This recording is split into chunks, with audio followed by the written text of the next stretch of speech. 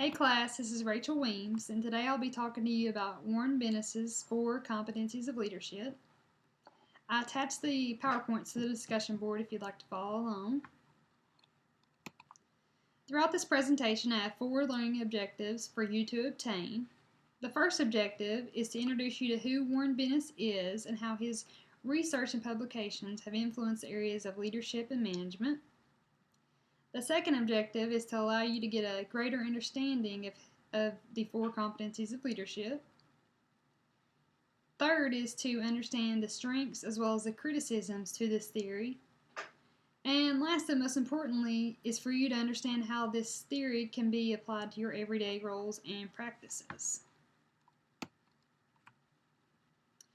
Warren Bennis was born in 1925 in New York City. During World War II, Bennis served in the Army as the youngest infantry officer in European operations. He here obtained the Bronze Star and the Purple Heart. After returning from the war, he was educated at Antioch College and MIT. At Antioch College, he would meet a man by the name of Douglas McGregor. Douglas McGregor at the time was the president of Antioch College. McGregor allowed Bennis to become his protege in researching management along with leadership. In the late 1960s, Bennis moved from academic research and teaching to administration. During his tenure, he would become the provost at State University of New York and eventually become the president of the University of Cincinnati. Warren Bennis is one of the world's leading experts on leadership.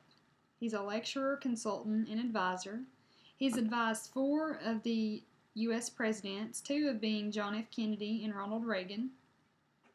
He is the author to 30 leadership books and the classic book called On Becoming a Leader. Warren Bennis is residing now in Los Angeles, California. He's a professor at University of Southern California Marshall School of Business. For 5 years, Bennis traveled around the country, spending time with 90 of the most effective, successful leaders in the nation. 60 from corporations, most being from Fortune 500 companies, and 30 from the public sector. Corporation participants included Bill Kieschnick, the CEO of Arco, Ray Kroc of McDonald's, and sector participants included Neil Armstrong, American hero, and Harold Williams, former chairman of the SEC. His goal was to simply find common traits in these leaders. Although there was much diversity than commonality among the selected groups included right and left brain thinkers, some dressed for success, some not, well-spoken articulate ones, and of course the inarticulate ones. Despite this diversity, he was able to identify certain areas of competence shared between the 90 leaders. This created the 4 competencies of leadership. After several years of observation and conversation with the 90 leaders, Bennis defined these competencies as management of attention, management of meaning, management of trust, and management of self. I'll first begin by talking about the management of attention. The management of attention is leaders' ability to draw others to them because of a vision, dream, set of intentions, and a common agenda. They communicate an extraordinary focus of commitment which attracts people to them. Leaders manage attention through a compelling vision that brings others to a place they haven't been before. Leaders understand what they want to see in others, so they achieve a sense of outcomes, goals, or direction. The second competency is management of meaning. To make dreams apparent to others and to align people with them, leaders must communicate their vision. No matter how great the vision is, the leaders must use a metaphor, word, model to make this vision clear to others. The goal is not just to explain or clarify, but to translate those facts and concepts into a meaning. Today we read and hear so much information that we tend to overlook the general meaning or topic. The ability to manage meaning comes from the whole person.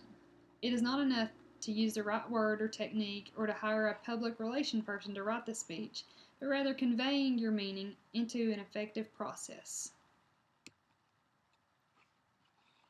Management of trust is the third competency of Bennis's theory. As simple as it may sound, all organizations must have trust.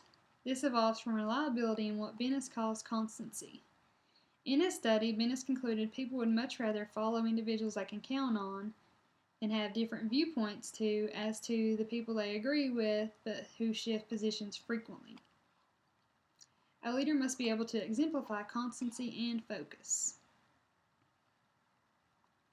The fourth leadership competency is management of self, knowing one's skills and deploying them effectively. Leaders know themselves, their strengths, and they nurture them. They have the ability to accept the risk. An example of this is in the research Bennis mentions coach Ray Meyer of DePaul University. Ray Meyer's team at DePaul had won a straight 29 consecutive home games. After losing a game, Bennis contacted Meyer, and then Meyer explained that he felt that this was a good thing, and he felt good about this because now his team could focus on winning instead of losing. Leaders learn from disappointments and failures. It is not failure, but simply taking the next step. Managing of self is critical. Without it, leaders and managers can do more harm than good. Now I'm going to talk about the four competencies of leadership, the strengths and the criticisms to this. The strengths to this theory are that the leaders chosen were proven leaders, in that being Ray Kroc of McDonald's restaurants and Neil Armstrong. Another strength is that Bennis used first-hand research methods through hours of interviewing and field research. And last, the strength is that his results are accurate in the sense that they provide a similar aligning of characteristics among the leaders. As all theories have criticisms, this one does as well.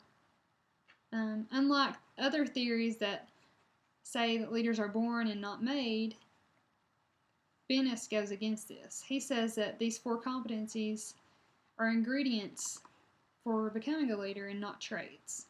Hence, we are not born with them, but develop them over time.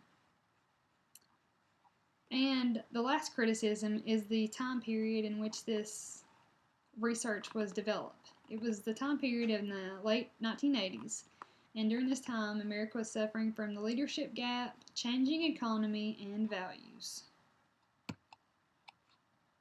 As far as application goes in this theory, I'm not currently in an administrative position, but I do feel that these theories could help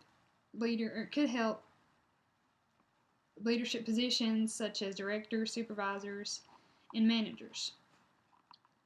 The management of attention provides us with the knowledge that healthcare leaders must be able to provide a vision of success in the midst of the changing healthcare settings, but they also must be committed to each other. The management of meaning provides us with the information that leaders need to be effective communicators, not just in the team members, but also their patients, providing meaningful expectation and explanations on a daily basis. The management of trust provides us with the knowledge that the trust is the cornerstone of an organization. As leader of healthcare staff, you must be able to not only exemplify a character of trust, but furthermore follow through with your commitments that you do provide. And the management of self provides us with the information that leaders must acknowledge and capitalize on individual strength. When a plan may fail for a leader, they must realize that this is not a failure, but yet a step towards growth and development. In summary, Warren Bennis is one of the world's leading experts on leadership.